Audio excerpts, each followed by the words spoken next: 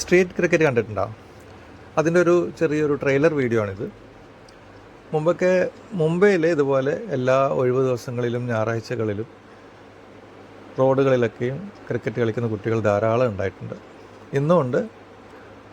അപ്പോൾ ഇത് നമ്മൾ കേരളത്തിൽ സാധാരണ ഇടവഴികളിൽ മാത്രമേ കളിക്കാറുള്ളൂ. ഇതുപോലെ സിറ്റിയിൽ റോഡിലും ആരും കളിക്കാറില്ല. പക്ഷേ ഞങ്ങൾ എറണാകുളത്ത് ജൂ സ്ട്രീറ്റിൽ മുമ്പേ കളിക്കുമായിരുന്നു. അതിന് നേതൃത്വത്തിൽ ഞാനുണ്ടായിരുന്നു.